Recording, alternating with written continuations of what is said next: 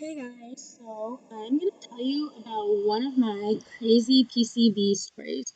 I went to PCB week 5, 2K15, stayed in the shores of Panama, had the absolute time of my life, except, of course, it's PCB. Shit gets just a little out of control. So I'm going to tell you this one of the stories that went on down there. On almost the second to last night, I was in the club, always in the club, at one of the crazy parties, and I decide I want to leave and go back to the Days Inn with Sabrina, Jenna, and Riley, because the Days Inn, if you stayed there, they had like a DJ, a pool party at night, and it was just really fun. So I wanted to go back there. And you also, if you went to PCB, you also know that they were getting extremely strict about stupid ass wristbands. Like, if you didn't have a wristband and you weren't staying at that hotel, you could not be there. So basically, I snuck into this hotel. Whatever. So we go up to her room, and I don't know why, but I drank Four Loko. Yeah. And anyone who, Four Lokos literally just destroy you. They completely fuck you up. So I had one, and I had already been drinking throughout the night. Drank before the club, drinking all day. Like PCB, you drink all day. You never stop.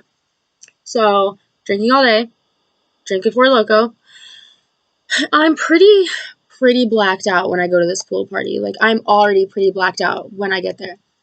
And I have to be careful to hide my wrist or I'll get kicked out. So at this point, I'm raging, going crazy, dancing crazy, doing dares, just like, just being ridiculous, just making out with this person, making out with that girl, like just doing ridiculous. And then, so I don't know why or how, but we get back up to her room, and I don't know why. And I'm blacked out. I don't know what I was doing. I was just being crazy. And then we decided to go back down to the pool party. And at this point, it wasn't a success. I get kicked out. And then from, I, I honestly don't know. This is the point where it's black. It's just completely blank. I end up at this other hotel. Don't know how. Don't know. Just don't know. And it's our other friend's hotel, and we're in their room. And I'm pretty sure I got carried up the stairs to their room because I passed out on the way there. I don't know. I just passed out. So I passed out in their room again, and I passed out for a while, I think. I really don't know. But then, this is when all the crazy shit starts. They wake me up, and I will absolutely not take any responsibility for being woken up. Everyone knows you do not wake up an intoxicated person who goes to sleep willingly. You just don't. And I'm not going to name names, but I know who did it, and it was pretty fucking stupid. So I get woken up, and that was like awakening a demon. And I left the Days Inn without my clothes on because I got kicked out of the pool party for being so belligerent. And so I don't have clothes. And that's what really sets me off. I'm screaming, I want my clothes. Like, who has my clothes? I'm blaming everyone, like, just everyone, like, for stealing my clothes. Like, I literally just think everyone was out to get me and, like, stole my clothes. So I'm yelling at this person, going out on the balcony, screaming down to strangers, like, hey, you stole my clothes. And they're just like, I'm like, I don't know, I'm just so gone at this point. And then, so just to give you an idea of really how drunk I am, I was calling my friend Eli Dakota and my friend Dakota Eli. And Eli's black and Dakota's white. So they look nothing alike, but I was confusing them, like their names, like them as like people, like thinking they were legitimately each other. So I'm having my little meltdown. And so I don't even know, but I end up in the hallway with my friend Eli. And then somehow in the elevator with my friend Dakota as well. I think I get carried there. I don't know. And I'm having a meltdown, just thrashing, just like, who knows? I don't even know. I'm just screaming, just being a hot mess. And then these people try and get on the elevator. And my friend Dakota's like, no, like, you can't get on here. Like, she's lost her damn mind. And I'm like slumped in the elevator, like falling asleep so they don't get on. And so we finally stop at the lobby, and I don't know where all these people are coming from. I think people were just trying to like keep passing me off because I was so uncontrollable that one person would try and it wasn't working, so they'd hand me to someone else and be like, "Here, you take her, you handle her." So my friend Abby and Cheyenne show up, and I'm in the lobby still having my meltdown about my knitted crop top that I needed back. I needed my clothes. Oh, and I was bitching about my phone. My phone has been gone. I want my phone, of course. And so the security guard is like, I'm in the lobby at this point, just being a damn fool. So the security guard calls the police on me, and they are like on their way to arrest me. And he's like telling me like I called the police. And I'm just like, fuck you, like, go fuck yourself. Like they're like just being, whatever, cocky, stupid. And my friend Abby convinces him like, no, like, swear, like, we're taking her home right now. So he like calls the police and he's like, it's cool, like everything's under control, so they don't come. And as I'm leaving, I'm so rude. As I'm leaving, I'm like, ha ha, like flipping the security guard off, just being. He did me a solid, and I was just out of control. And so my friend Sabrina pops up. I don't know. I really don't know. It's all very fuzzy. And she takes me. I was like, "Are we going to get my clothes? Like, we need my clothes," because they're at her hotel. And she's like, "Yeah, like we're taking you there." So I pass out in her car, and I end up at my hotel. And when I see that it's not her hotel and I don't have my clothes, oh, I am ready to kill her. Like literally, I'm like banging on her window. I'm like, "Fuck you!" I'm like, "You're a bitch!" Like, I wanted my clothes. Like, you had one job. Like, you didn't take me to get my clothes. I'm like, we'll never be friends again. Like, you're a thief. Like, you steal all of my stuff. Like, this isn't the first time you've stolen from me. Just like coming up with like the most like insane things ever that like weren't even like relatively true. I'm just throwing everything out there. And my friend Dakota and her are just sitting in the front seat like this, completely silent, like not even saying one word. And that infuriated me even more because I'm like, interview with me, like just like when you're in that like mindset, you're just like crazy. So they're just, and I'm just like, whatever, being insane.